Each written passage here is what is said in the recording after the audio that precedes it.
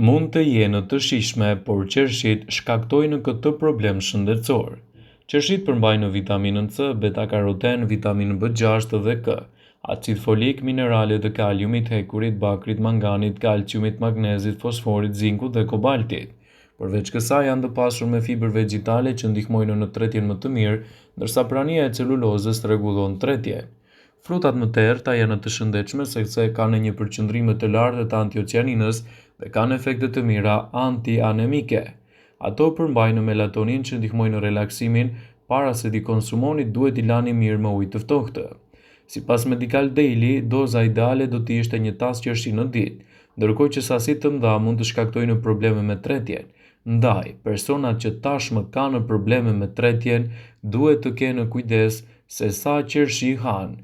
Rekomandohet vetëm një grusht rreth 10 kokra në ditë, sasitë e tepërta kanë efekte negative. Vëmendje. Informacionet në këtë video kanë për qëllim që të plotësojnë